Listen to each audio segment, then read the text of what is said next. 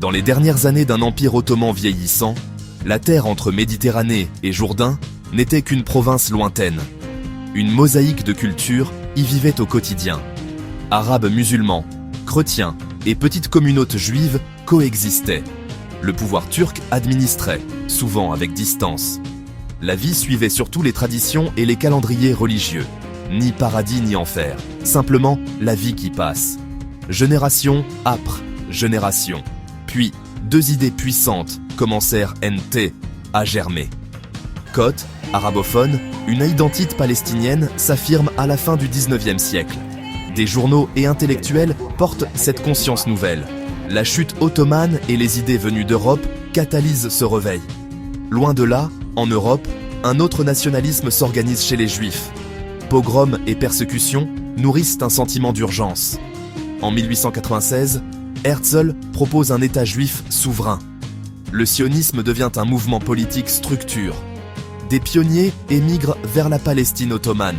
Ils fondent des kibbutzim, assèchent des marais, bâtissent des écoles en hébreu. Les Palestiniens comprennent que ces nouveaux venus veulent un pays à eux. Deux nationalismes, une même terre. La collision est inévitable. En 1918, l'Empire ottoman s'effondre. L'ordre régional se recompose. Puissance victorieuse, Londres et Paris découpent la région. La Palestine passe sous mandat britannique. Mais le mandat repose sur des engagements incompatibles. Aux Arabes, la Grande-Bretagne évoque l'indépendance en échange de la révolte. Aux sionistes, elle promet soutien à un foyer national juif. La déclaration Balfour valide l'idée d'un foyer national juif en Palestine. Ambiguïté de Libère, foyer national, pas État. Les Palestiniens, 90% de la population, sont relégués à une note de bas de page. Leurs droits politiques ne sont pas reconnus. Deux promesses, un même territoire. Le mandat est miné par les violences et les GRF. En 1939, Londres limite l'immigration juive et promet un État majoritairement arabe. Pour les sionistes, c'est une trahison au pire moment. Le terrain est piège par des attentes incompatibles et la violence croissante. La Shoah bouleverse tout. 6 millions de juifs assassins et par l'Allemagne nazie et ses alliés. Le monde découvre l'horreur industrielle. Épuisée, la Grande-Bretagne confie la question à l'ONU en 1947. Un plan de partage est recommande. La résolution 181 propose 2 États et un statut international pour Jérusalem. Code juif, joie et soulagement, un État devient possible. Frontière tortueuse, 56% du territoire pour l'État juif, malgré une minorité démographique. Côte arabe, sentiment d'injustice. Pourquoi payer pour un crime européen? La Ligue arabe rejette le plan et menace d'agir par la force. Le compte à rebours vers l'indépendance et la guerre commence. Ben Gourion proclame l'État d'Israël. Le lendemain, l'Égypte, la Jordanie, la Syrie, le Liban et l'Irak envahissent. Israël lutte pour sa survie avec une détermination existentielle. En 1949, Israël contrôle 78% de la Palestine mandataire. L'État arabe prévu n'a pas vu le jour. Pour les Palestiniens, 1948 fut la Nakba, la catastrophe. Entre 700 000 et 800 000 personnes fuient ou sont expulses. Des massacres, comme à Deir Yassin, semant la panique. Les réfugiés gagnent Cisjordanie, Gaza, Liban, Syrie, Jordanie. Beaucoup pensaient revenir en quelques semaines. Les camps temporaires deviennent permanents. L'ONU reconnaît un droit au retour ou à compensation. Israël refuse pour préserver sa majorité juive.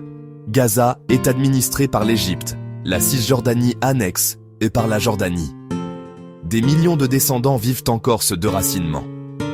Parallèlement, près d'1 million de Juifs quittent ou sont expulsés de pays arabes et sont absorbés en Israël. Le droit au retour devient central pour les Palestiniens, mais perce comme une menace existentielle, un impasse durable. En 1967, blocus de tyrans et troupes égyptiennes au Sinaï. Israël frappe le 5 juin. Supériorité aérienne décisive. En 6 jours, la carte est redessinée. La prise de Jérusalem-Est a une portée symbolique immense. Plus d'1 million de Palestiniens passent sous occupation. Ce qui devait être transitoire devient structurel. Israël offre la terre contre la paix. Les États arabes disent non, non, non. Des colonies apparaissent en Cisjordanie, Gaza et Golan. Ferveur religieuse et idéologique attise l'expansion. Puis, motivations économiques. Subventions, routes dédiées, protection militaire. Terres saisies, ressources accaparées, colère palestinienne. La plupart des États jugent les colonies illégales au regard du droit international. En 1987, un soulèvement populaire éclate, la première intifada. Boycott, grève, jeunes jetant des pierres, image de David contre Goliath. La réponse israélienne est dure et coûteuse en vie. En 1987, le Hamas naît à Gaza, prônant la lutte armée. Toléré au début par certains, le Hamas deviendra une menace majeure. Après l'épuisement, Oslo ouvre une voie. Reconnaissance mutuelle. Création de l'autorité palestinienne. Autonomie limitée. Question finale reporte ES. Le Hamas frappe les civils israéliens pour saboter le processus.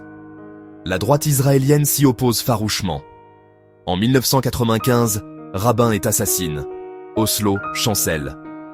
En 2000, une intifada bien plus sanglante éclate. Le mur se dresse. Jérusalem, capitale indivisible pour Israël, capitale future pour les Palestiniens. Réfugiés, droit au retour pour les uns, menace existentielle pour les autres.